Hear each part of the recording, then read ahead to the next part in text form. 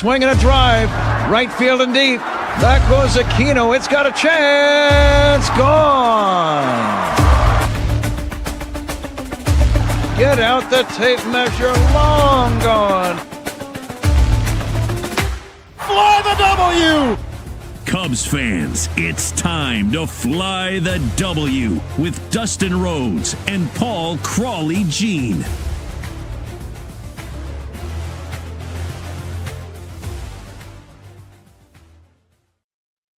All right, Crawley, it's episode number 334 of the 2026 Cubs. Zips projections are in. That's the topic of the evening. Don't forget to listen, download, review, subscribe to the Fly the W podcast. Leave a 5-star review. You can email Crawley and I, Crawley's Clubhouse at gmail.com. Don't forget you can watch us on Crawley's Clubhouse YouTube page. You can check me out on Twitter.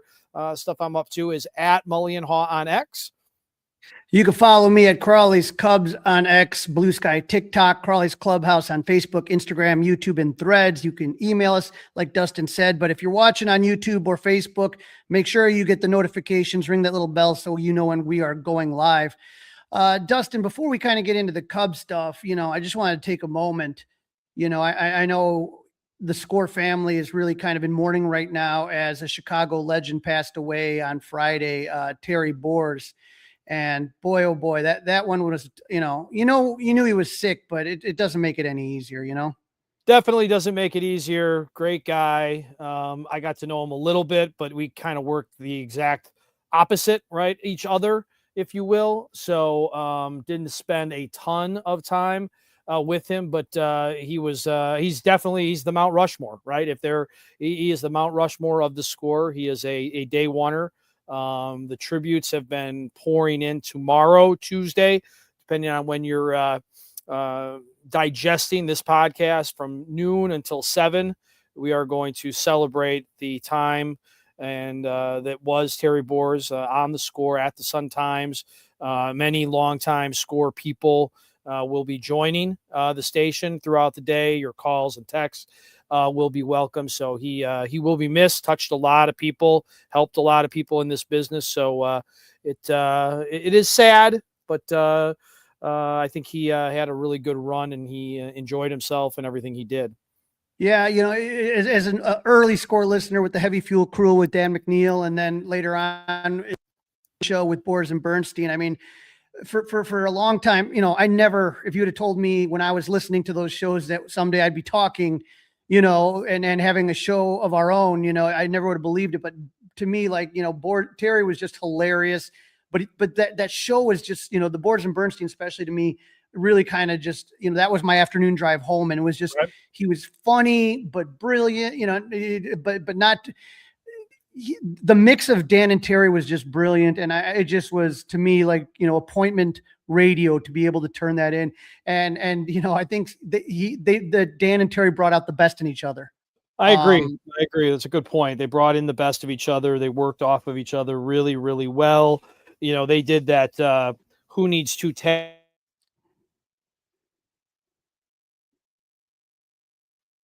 on a bar, restaurant, lounge, pub, whatever you want to call it, and really were connecting, with their fans.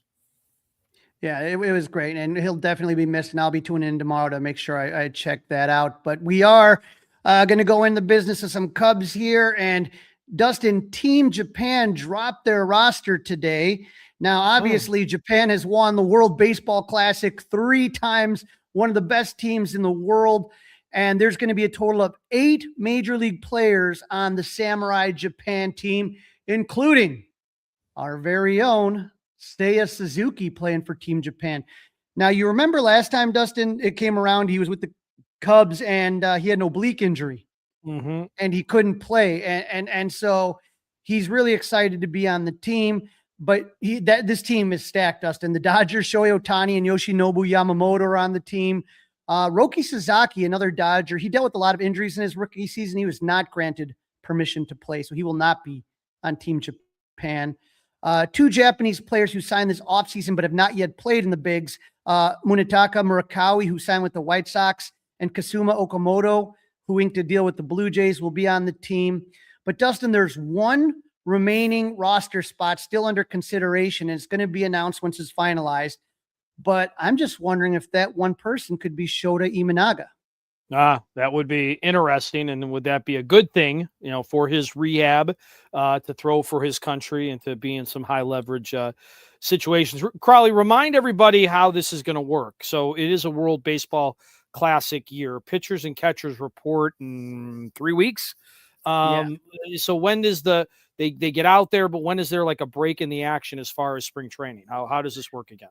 So this is where it kind of gets tricky, because you're going to have different rounds and then everything kind of comes stateside. Okay. So they're going to start in, they're going to have one in Tokyo. They're going to have a couple spots in the United States.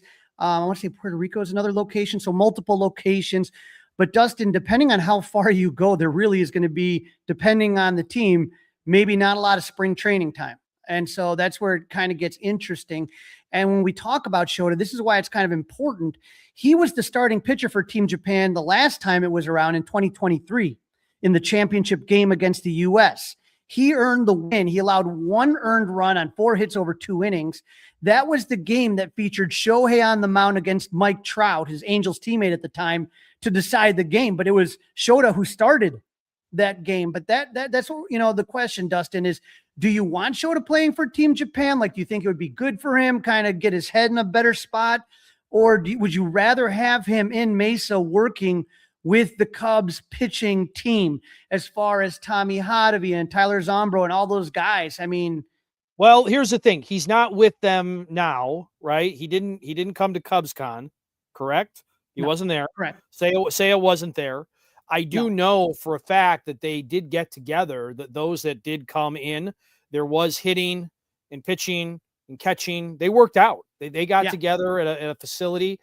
Tommy talked about it on the Mully and Haw show. So I would like the Cubs to get their hands on him per se, but I'm sure that there is some type of a workout regimen that they built for him that I would believe that he is following.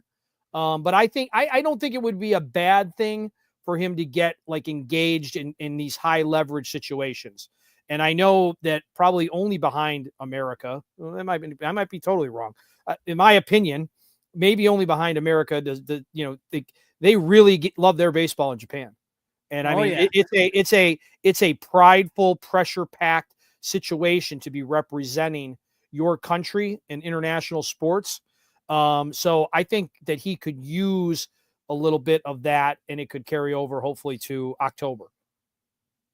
Now, Dustin, when you're asking about what about you though? I mean, schedule, what about you? Do you like him pitching, or you want him over here? Answer your own question. It's a good question. I believe I would want him here. I would want him working with if the Cubs, clearly they saw something, right? They offered the qualifying offer with the understanding that he could potentially take it, but you wouldn't have made that offer if you didn't think that there was something you could fix. But it gets hard, and this is why, Dustin, the time frame. Okay, so the Japanese team is going to hold a training camp from February 14th to 24, and then February 27th, MLB-based players are expected to join the team, starting with the exhibition games in Osaka on March 2nd. So Shota, say they're already in Japan. So they're not coming to Arizona and then flying back to Japan. They're going to be staying in Japan, right? Gotcha. The opening round is played March 5th through the 11th. The quarterfinals take place March 13th and 14th. The championship round begins on March 15th, with the finals to be played on March 17th. I mean, by the time, let's say Japan makes it to the finals, you would only have like a week and a half of spring training with your actual team.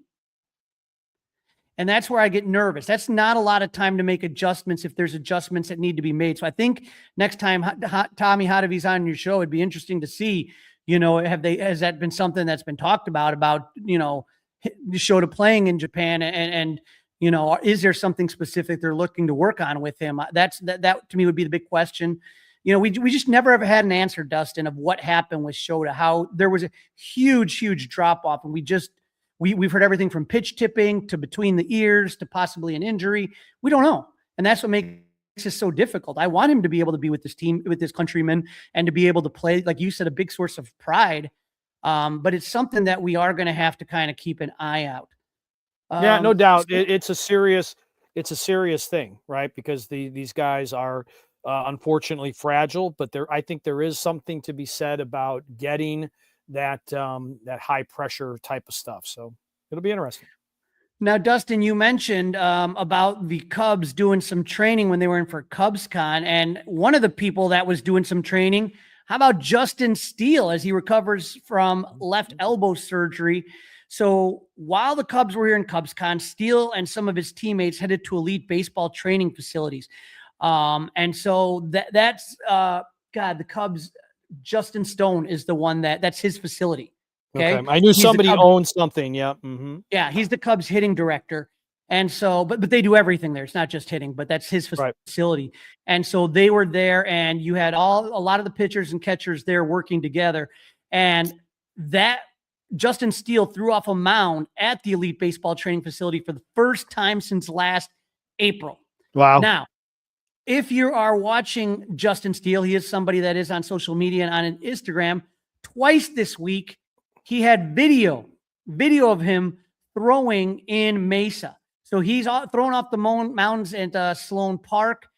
And so that's obviously a good sign. You know what I mean? You don't ever want to hear he's throwing off flat ground. I want him throwing off a mound. You know what I mean?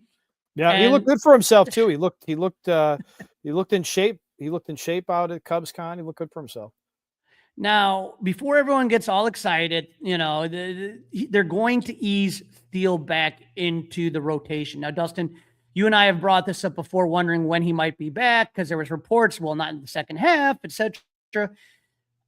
I think, you know, from what I'm reading, earliest May.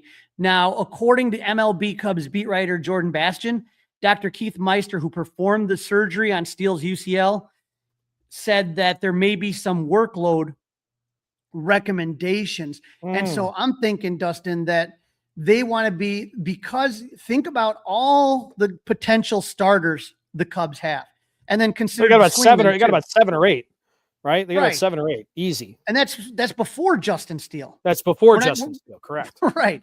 And so I'm thinking, when I'm looking at this right here, you're not worried about Justin Steele in April or May. You need him to really peak in that second half going into the postseason. So do I think if it was a necessity that Justin Steele could pitch in mid-May? Yes, I think he could. Do I think that there's any rush to do it? No. I know what people say, that the games in April count the same as September, October. Well, you'll hear that from me. I always hate when we don't go there, but yes, right. They do. But I understand the value of being healthy and ready to rock and roll in late September and October. I understand that as well. Right. And I guess that's the thing, is that the games do count, but you have guys that can throw it, whether you're talking about Boyd, whether you're talking about Horton, Shota that we talked about, Edward Cabrera, you're talking about, there's just so many guys that they have on this rotation right now. I feel like, for me, I would be happier just kind of letting the guy ease into it, and not high leverage games, not high leverage situations, take his time, ramp up slowly. I would like him to really, maybe, to me, if you're asking in a perfect world, I'd like to see Justin Steele start pitching games in mid-June.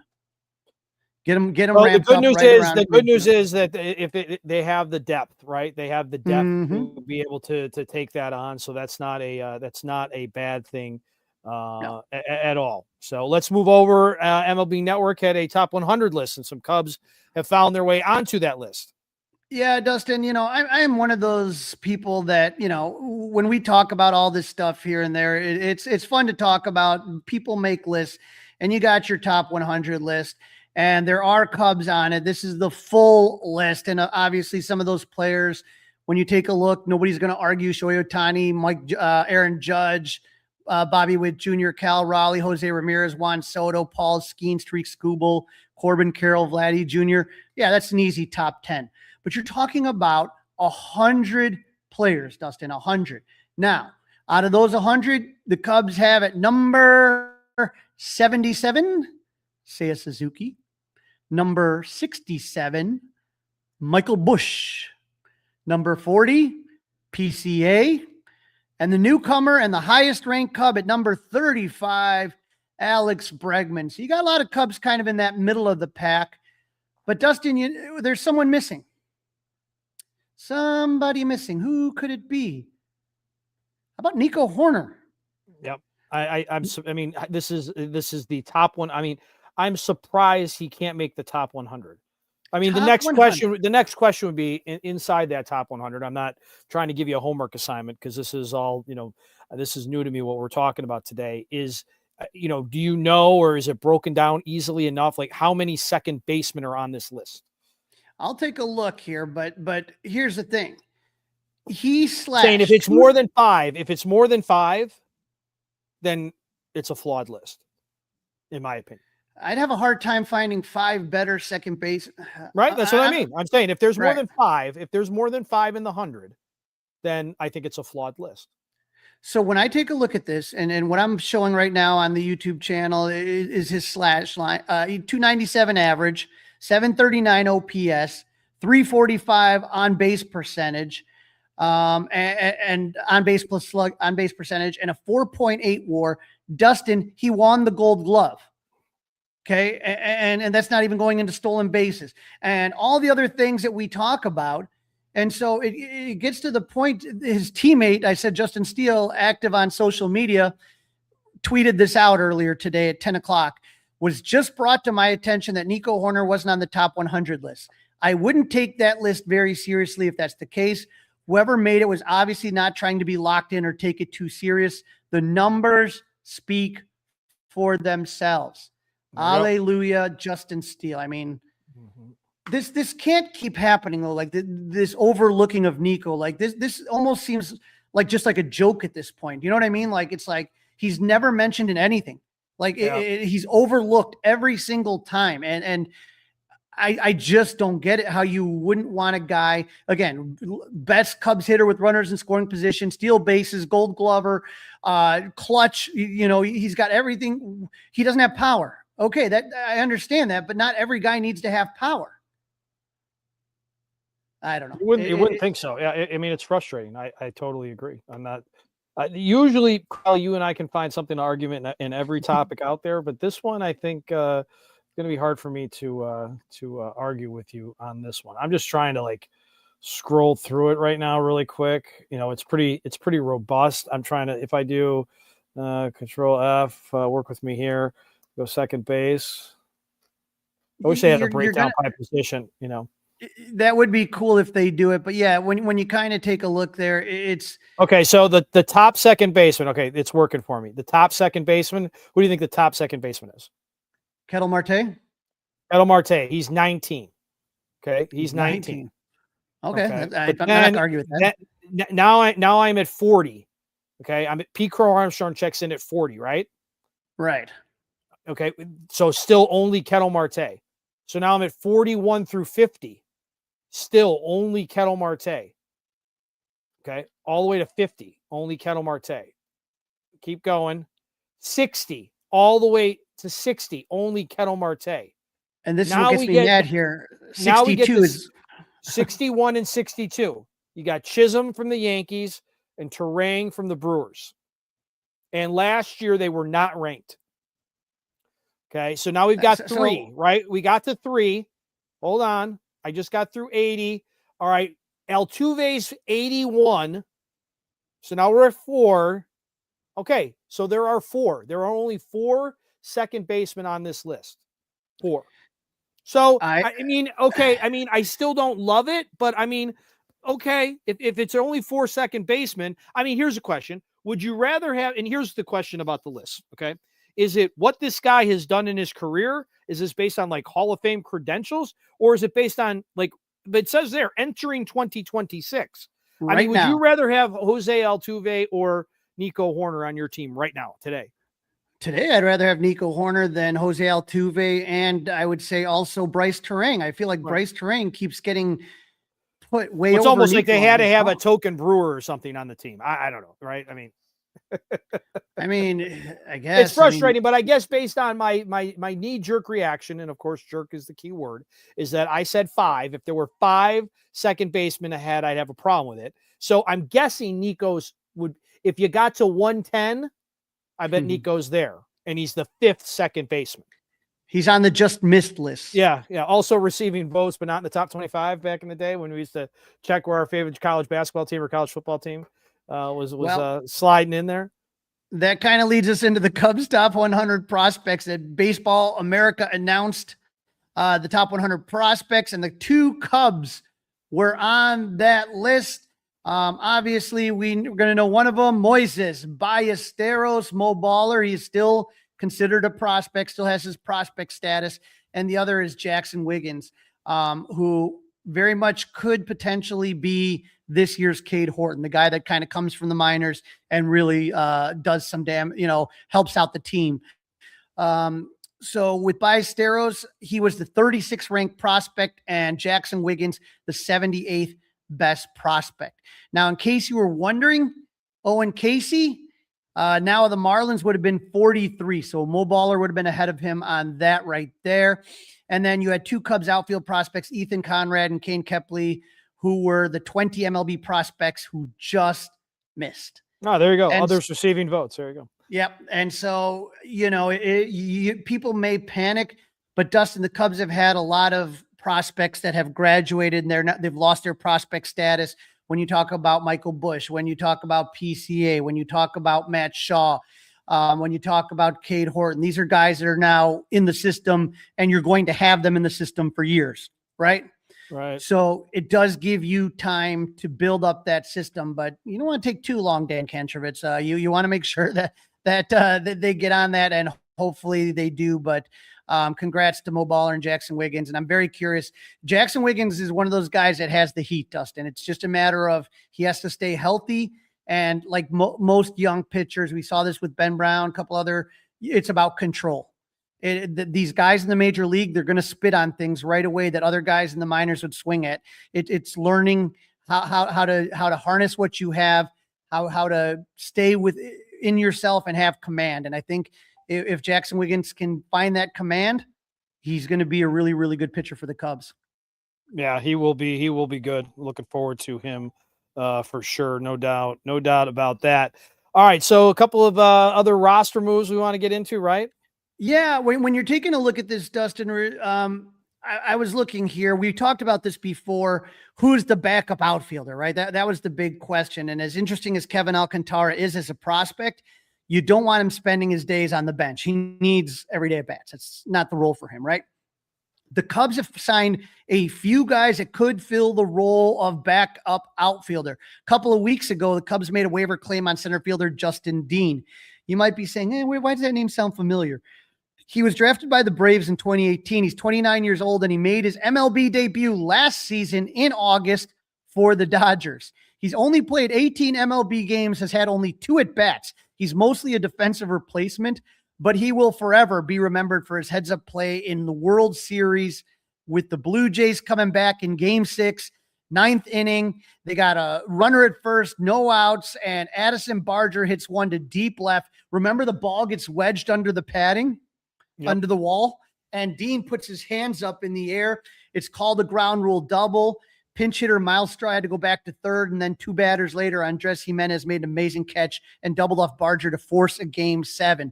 But think about that. 18 games, he's going to get a World Series ring. So congratulations to Justin Dean. The Dodgers put him on waivers. He was picked up by San Fran in November.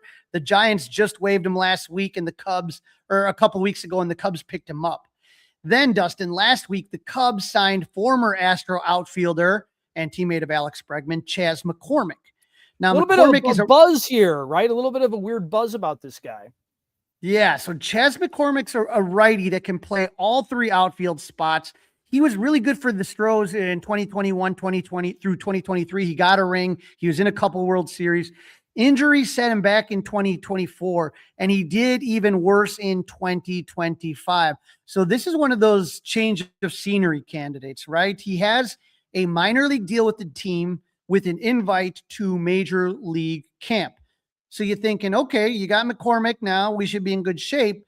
But last week, they had another right-handing outfielder working out at Sloan Park. Cub fans should remember Dylan Carlson when he was with the St. Louis Cardinals, right? Mm-hmm. And so injuries affected him as well. He was traded to the Rays in 2024 and played for the Orioles in 2025, but he just hasn't really been back since, some of the injuries. Last year, he split time between the big league club and the Orioles AAA team.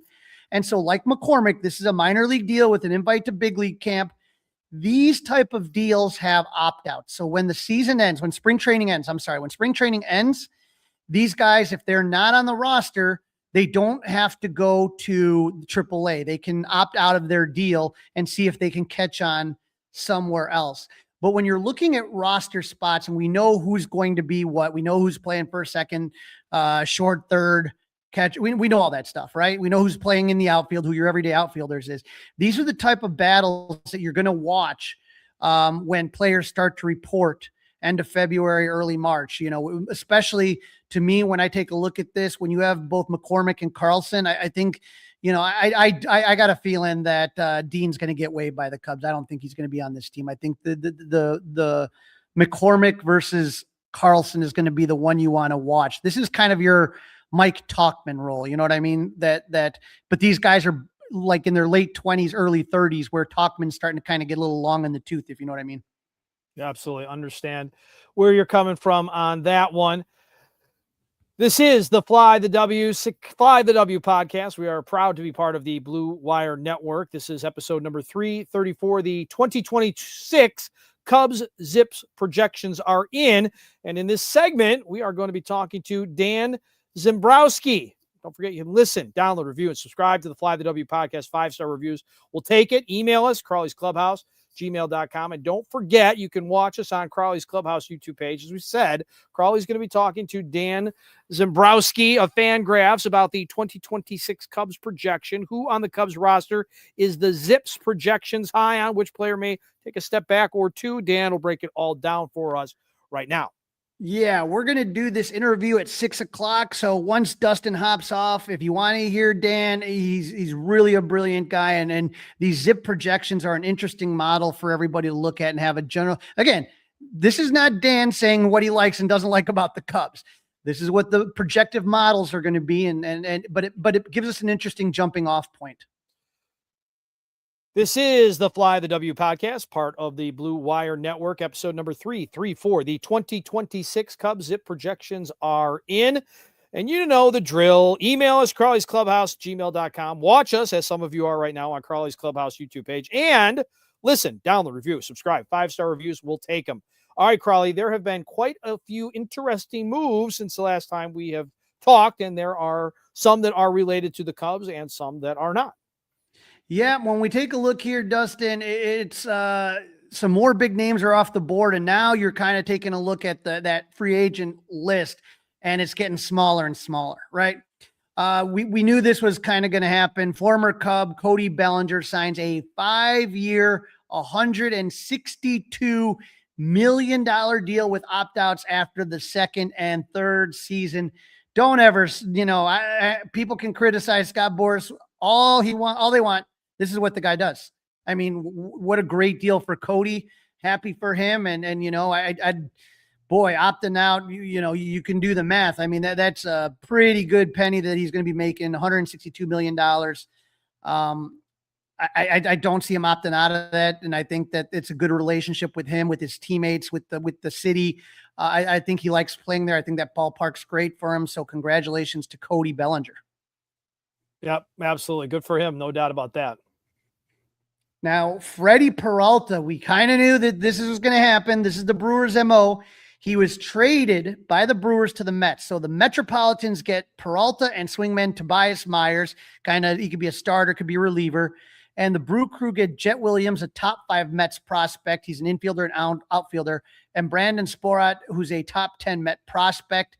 So, Dustin, this is the 3rd year in a row that the Brewers have traded an all-star with 1 year left on their deal. 3 years in a row. You had Corbin Burns 3 years ago, Devin Williams 2 years ago, and then this year, Peralta. I mean, so there's been a lot of argument. I guess I wanted your opinion on this, Dustin. We're going to talk about this more in a little bit.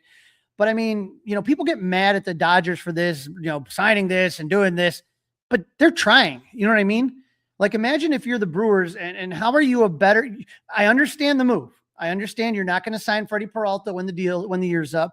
I understand you're going to load your farm system and the Brewers do a good job of doing it. But as a fan, you want to see your best players constantly leaving? No. I don't know how good that is either. No, I mean, this is good for the Cubs. I mean, the Cubs absolutely positively they must capitalize on this. He has been a repellent, a kryptonite, if you will. He has been very, very strong against the Cubs, whether it was at Wrigley or north of the Cheddar Curtain. He was always a pain in the ass for Cubs fans and players. So that, see you later. Bye-bye. No problem, Justin, there. This is I get the business of base. I get the business of baseball. Okay. No. No. Okay. I'm sorry. I thought you meant more business of baseball. No. I'm looking at every time I think there and I say to myself, oh, thank God that person's gone. Now we can get to the Brewers. Somehow they always pull something out of their hat. Well, let's wait and see. Let's wait and see. I mean, that, it's like, a cat has 9 lives, right? That's the old saying, right? Cat has 9 lives. I mean, it feels like They used to say with the Cardinals that the Cardinals had this devil magic, that somehow they would pull a guy like Lars Nootbaar out and someone would just somehow kill you and do something. And I feel like the Cardinals have lost that, but I am interested to see what the Cardinals do this year. But I feel like when you talk about since 2017, the Brewers are that team. They are the ones that it doesn't matter. They just let guys go, trade guys, whatever, whether it's Josh Hader, whether it's Corbin Burns, whether it's Devin Williams, whatever. They sit there, they find a guy, they get him off the scrap heap. Who is that Sox prospect that went over last year and just all of a sudden killed everybody? What was his name? God, blanking if anyone wants to put it in the chat, but he just came up and just went crazy and just had just a run. They somehow always do it. And that's what bothers me is like, right now, if you're asking me today, on January 26th, who is the favorite to win the NL Central? I'm going to say it's the Brewers still until someone proves otherwise. Come on, really? Prove it to me otherwise. Well, it can only be proven. It can obviously only be proven on the field. But Crawley, come on, you lose Freddie Peralta and they take a massive step back. But Dustin, we said that when they lost Josh Hader. We said that when they lost Craig Counsell. We said that losing Devin Williams in your bullpen. I mean, it's just a constant thing. I don't know if I said that when they lost Craig Counsell. There was a lot of people nobody thought that. Well, you Mr. said Flap we. Jackson I just don't want to be included in we all the time. That's all, Crowley. There, thank you, Mason Watts. Colson Montgomery from the White Sox came up and went crazy. The Brewers always seem to do that. They find the right pieces of the puzzle and they somehow put it together. Again, I'm not counting the Brewers out. I'm not making that mistake again. We laughed at them last year. I remember laughing at them last year and not thinking that they ended up being one of the best teams in baseball in the regular season. And they ran into a buzzsaw against the Dodgers. But I'm not going to sit there. You count them out at your own risk. I'm done doing that. When I see the Cubs hoist the 2026 NL Central pennant, then I'll say the Cubs are the team to beat. Until that moment, until the Cubs have proven to me that they can get over that hump, and that this Brewer magic has disappeared, I'm not going to sit there and I'm not going to take any risks here. All right. Meanwhile, a pitcher that the Cubs at one point were interested in, Mackenzie Gore, real solid left-hander from the Nationals, ends up in Texas with the Rangers, deep in the heart of Texas. Dustin, a 5-for-1 deal. You do not see deals like this anymore. No. The Nationals received shortstop Gavin Fine. Almost 3 of their top 10? Almost 3 of their top 10 and 4 of their top 20. And so when you look at this, Dustin, I know a lot of Cub fans really wanted Mackenzie Gore last season. What rumors that are out there is that the cost would have been Cade Horton and Matt Shaw. Yeah. And possibly another guy in their top 20. I mean, that to me, that's a very, very hefty price. And sometimes you got to go for it, right? The Rangers feel like their window is open now, but oh my God, that is a hefty price. It's one of those deals that you say to yourself, I'm going to go football, Dustin. Remember the old Herschel Walker deal with the Dallas Cowboys going to Minnesota? Draft. Yeah, almost the whole draft. Ricky Williams with Ditka, that traded the whole Saints draft for Ricky Williams. Yep. It's a huge deal. And it's one of those that, like, you're not in 5 years. I want to take a look at this deal and see, was that did it not really cost him, or was that a huge mistake for the Rangers organization, just to kind of be interested in. This one is interesting. This Sir Anthony Dominguez. I think this is a really smart baseball move for the White Sox. Yeah. And actually, my friend Scott Nelson corrected. It was Andrew Vaughn, not Colson Montgomery. That was the one that came up and went crazy. Andrew Vaughn is who I was thinking of. But yeah, Sir Anthony Dominguez, and I heard you guys talking about this morning on the Mully and Haw show. 2 years, $20 million deal, and it is, like you said, a brilliant deal for the White Sox. If the White Sox are a really good team, you keep them, and it's not going to break the bank. Right. And if they're not that great of a team, but he's having a good year, you flip him and you get he could bring some things back at the trade deadline. A swing and miss guy who's been in big moments just last year with the Blue Jays. This is a very, very smart move. It's a shrewd move by the White Sox. And another guy that the White Sox were talking about, and basically for what he signed for, you could have afforded him. The Giants finally get somebody. It doesn't seem like anybody wants to take the Giants' money. They got Harrison Bader. 2 years, $20.5 million deal. Yeah, good for them, and that's a good fair deal for Harrison. But for me, if I was the Cubs, for Anthony Dominguez, sure would have looked good at that bullpen at that price. 2 years, $20 million. Well, maybe a trade for him. See, the trouble though is, Dustin, you just don't. I don't feel like they got the trade pieces to make that big trade. I feel like you have. They're barely over the salary cap right now, roughly the first penalty for the luxury tax, tier 1. You have $20 million till you hit tier 2. So it doesn't matter. Go buy Framber Valdez. He's still out there. Let's have 10 starting pitchers, right? But and who's the guy? Who's the other Boris guy from Arizona, right? You're talking. Yeah, I know who you're talking about. But Dustin, I guess for me, when you look at the bullpen, when you talk about Framber Valdez or you talk about Zach Gallen or any of these guys, they're going to cost. They're going to cost you more, $10 million. Or you could have done something, Dustin, where you maybe would have done, say, hey, we'll give you 7 the first year and 13 the second year. You could have gotten creative. You're right. And give yourself some wiggle room. He's a guy who averages 97 miles per hour on his fastball. Like you said, swing and miss stuff. Yep. Listen, I like this guy. I think it's a shrewd move by the White Sox. It's very rare you're going to hear me give a compliment to the Southside baseball team. I'm giving them a compliment right here.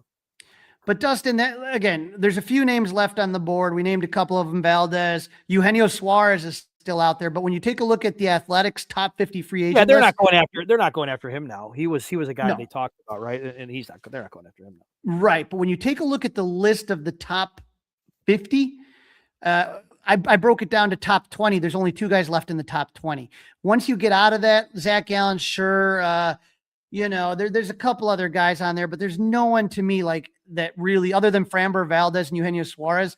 After that, to me, I'm fine leaving whatever else is out there. I don't think there's anything else that gives you, I don't know. There's not that much value left. A lot of those things you're going to be talking about scratch off lot. Lucas Giolito, you know what I mean? The Luis Arias, I'm a little surprised that nobody's really picked him up. He's a guy that, again, doesn't have power. He's very much like Nico, but he always gets on base. I don't know why that's not something that's really appreciated as much. But Max Scherzer, Rhys Hoskins, those aren't guys that do anything for you, right? No, not a whole heck of a lot. What would you think of the Palatine Pounder coming back to the north side? I think the age has kind of passed him by. I think these 2 guys that they're looking at that they've brought into camp. That's good enough for right now. Yeah, I think McCormick or Dylan Carlson and whatever one's the best, I think you're going to get the most out of it. But Dustin, even though there's been all these moves, there's still a lot of buzz surrounding that former Cubs outfielder Kyle Tucker. We talked about it last time. 4 years, $240 million deal with the Dodgers. That includes an opt-out after the second, third year, a $64 million signing bonus, and $30 million deferred. Dustin, he did hold his introductory press conference, and just to make matters worse, it's probably not a big deal and nothing to look into, but he does have the number 23. So obviously he wasn't going to have that with the Cubs, but he is now a member of the Dodgers. But immediately after that signing, the Athletic had an interesting article where they're just saying that's it. This is a quote from Evan Drellich from the Athletic. MLB owners are raging in the wake of Kyle Tucker's free agency. Yep, they weren't happy about it. Nope. And it is now, quote, 100% certainty that the owners will push for a salary cap. One person briefed on ownership conversations who is not authorized to speak publicly told The Athletic, these guys are going to go for a cap no matter what it takes. And we have a couple audio clips of Kyle Tucker, and this is what he had to say about his time with the Cubs. Last year, I had a lot of fun with that group. I mean, there's some phenomenal people over there, and they do a really good job. But I'm excited to start this journey here in LA with me and my family, and the group that I've mentioned. So, I mean, in baseball, same thing with everything in life. You can always get better at the little things, and I think that's what this team is really good at, the little things that kind of separates yourselves from other teams and other players, and can really make a difference throughout the course of a season, the course of a playoff. So I'm just trying to get it better in every aspect, whether it's base running, defense, offense. Like you're never going to be perfect, but if you can strive to get better at any aspect of the game, just to contribute to wins or runs or preventing runs, like I'm gonna try and do that and do my part. Yeah, I guess they're really good guys over there. My God. I mean, it doesn't sound like the stuff you're hearing is that he's not going to be missed. Yeah. I think he's a really, really good player. I think he's one of those guys that just does better with other people around him. I think he's in a really good spot with a lot of superstars. I'm shocked that he didn't go to Toronto. I'm going to be honest. I still am shocked about that. I thought that would be a better place. But he was asked about the anger about this contract. And here's what Tucker had to say. I mean, I think baseball's in a good spot. I mean, we have, phenomenal attendance, around the world. I think, attendance at the games, continue to sell out games, and fans are being very supportive of their teams and their players and the organization. So I think it's a good thing having that and the interaction with everyone. And I think it's just going to grow the game from there. So, I mean, as long as we can, as a league and, as players, if we can just continue growing the fan base and having fun with it, and continuing to have that interaction between the organizations and the fan bases, I think it's good for baseball. I don't know. To me, like when every single premier free agent pretty much ends up with the Dodgers, it's not fun. If you're a fan of a mid to low market team, probably not fun. Watching the Dodgers win 2 World Series in a row, not fun. So I question, when Kyle Tucker comes to Wrigley, you boo him? Do I boo him? You better believe it. Are you kidding me? That might be the silliest question ever asked in 334 podcasts that we've done, Crowley. Do I boo Kyle Tucker when he comes back to Wrigley? Amen. Yes, I do. Yes. Joey Wald is with you. Joey Wald says, I will boo him. All right, Joey Wald. Me and you, pal. The comment section is going to start lighting up. I got a feeling there. My goal is, and I'm trying to, the Dodgers don't come in, I think, until later, but I think it's a Monday night game is going to be the first time he comes back. I'm very interested to see how the Cubs fan base is going to kind of take a look at him. And Dustin, I'm very curious to see how Dodger fans take to him. I'm hoping to have some, this season, somebody from a Dodgers podcast come on and kind of give us their take and what they feel is going on with Kyle Tucker. So something we can keep an eye on as the season moves along. Absolutely. I want to thank everybody for listening to us today. Don't forget to download, review, subscribe to the Fly the W podcast. Email us your thoughts. How about this? Are you going to boo Kyle Tucker when he comes back? If you have any Kyle Tucker gear, are you giving it away to Goodwill? Send us an email, Crawley's Clubhouse, gmail.com. Watch us, as some of you are, by subscribing to the Crawley's Clubhouse YouTube channel. Stay tuned. Crawley is about to get into some deep dive into the Cubs zip projections. I am out. Maybe we'll talk later this week. If not, we'll definitely talk next week. And hey, you know what? We're getting closer to pitchers and catchers. Go Cubs! Yeah, I am really right now excited to talk to Dan. This is someone that I've been wanting to get on the show for a little while now. And so hoping that, that for those of you that don't know what Zips is, I mean, Dan is the godfather of this projection system. And again, we're very well aware that, the computers can't just, decide everything. We don't know everything that's going to happen, but I think it is going to be something. This is what teams do when you talk about front offices and you start taking a look at projections. Joey here says, I am ready for spring training. I know Mason Watts is on here. I know he is going to Mesa. I don't remember when him and his dad are going to Mesa. All I can say is, I'm trying to fit it into my schedule. What scares me more than anything as a Cub fan is that there's going to be no 2027 season. And as a season ticket holder, it's been a dream of mine to see the Cubs play an all-star game at Wrigley Field. Last time was 1990. I was a freshman in high school. Think about this. Last time the Cubs hosted an all-star game, I was a freshman in high school. The next time, I'm going to be near retirement age. So I am now sitting here and spent my whole life never seeing the Cubs play. I mean, I watched it on TV in 1990, but I didn't have season tickets back then. So my hope more than anything is that somehow, some way that they figure this out, whether it's a salary cap, salary floor, or somehow they work their way around it, and the way that deferrals are looked at, because I think that's obviously a big part of it. So I do hope that they can figure it out, but I'm worried that if I don't go, especially to spring training this year, there will be no spring training next year. And even if there is a spring training next year, is it going to be one of those, shortened spring trainings? I think that's probably the most likely situation. So I'm kind of trying to sit here and figure this out. I don't know. Mason said he is going February 21st to the 25th. The thing is, for me, is trying to imagine having some fun with it. Speaking of fun, I don't know if you guys were paying attention to this, and maybe I'm crazy.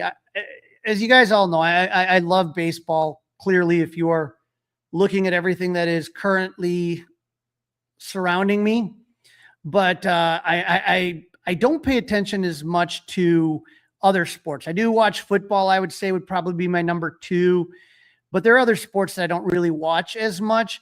And one of those sports would be basketball. And I know they just had a ceremony to retire the jersey of Derrick Rose. Obviously, Derrick Rose is a big part of the Bulls' success in the early aughts. But when I think about CubsCon and the reaction that Addison Russell returning to CubsCon had,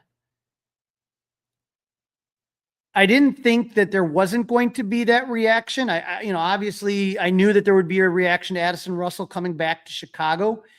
But I don't see, and maybe I'm not following the right basketball on social media. I don't follow a lot of basketball followers. I don't really pay attention to what the Bulls are doing. But obviously with Derrick Rose coming back, that was a big story. It was everywhere. I don't feel like I saw the pushback. And maybe it's me. I'm not sure, but I would say that more than anything, I would say that, both guys were accused of doing some awful things, Derrick Rose and Addison Russell. Now, I'm not saying, one way or another, neither of both these situations are complex.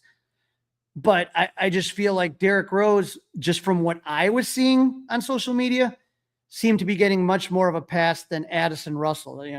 Don't get me wrong. If you have a problem with, those accusations and what people are talking about, 100%, I understand that. But I think that when you take a look, especially, I guess maybe because there was a lawsuit with Derrick Rose and you were able to read court transcripts and some of that, a lot of what happened with Addison Russell was, if you remember, was stuff that was reported on social media, and the team had an investigation. I never really, I know of what the accusations were by the friend of the woman that Addison Russell was involved with at the time and all that, but I don't know the details like I do from what I read from some of the depositions in the Derrick Rose case. So definitely, to me, something interesting that I kind of looked at and thought about here. Okay, let me double check something here.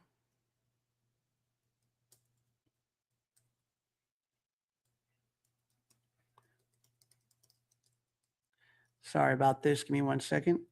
I'm just going to send this here. Wait, as we wait for our guest to kind of pop on here, I'm just going to email him really quick. And I will make sure to message him on Twitter and see if he's a little delayed.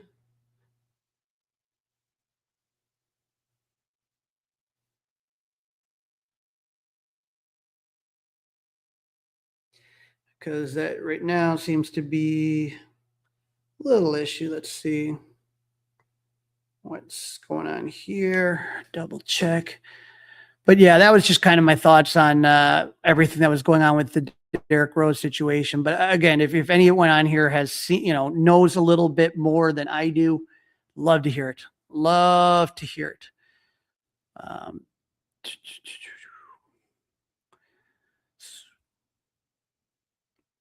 Checking right here. But I am excited. We are going to have our show on the Chicago Sports Spectacular. That show will be coming up in about a month. But we do have some initial guests that are on the Sports Spectacular. We always do a show with Kevin Schwartz of Schwartz Sports having to do with the big autograph show that's going to be happening. For me, this is a big year, the 2016 10-year anniversary.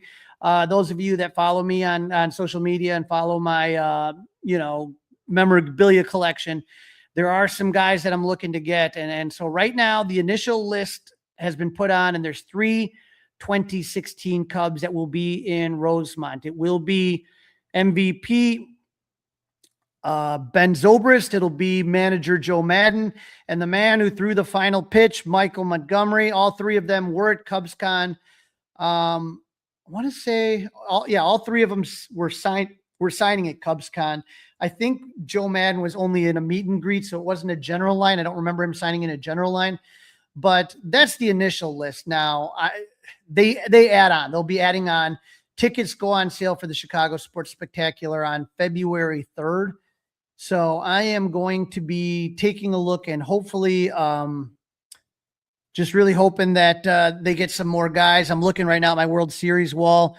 For me, the 2 big ones that I need to get is Jake Arrieta and Dexter Fowler. So if those guys can, show up and sign some autographs, that would help me near complete my collection. I got a World Series 16x20 team signed piece that's missing 4 guys on it. Arrieta, Fowler, Hector Rondon, and who am I? Javi Baez, of course. And then I got a really cool all-star piece with all the Cubs all-stars from 2016 with their jerseys. And I'm just waiting for Jake Arrieta, and then I can take that to the framer and get that done. So just kind of taking it day by day, and hopefully they're going to keep announcing things. And as they do, we'll kind of let you know. But in about a month, this is about, a little bit like at the beginning of March, we will have the Chicago Sports Spectacular and Kevin Schwartz coming on the show. So I'm going to call it right now, and then hopefully we can get Dan on later. Just kind of pay attention, see what's going on, and hopefully we can get him back here, and we'll be back talking Cubs.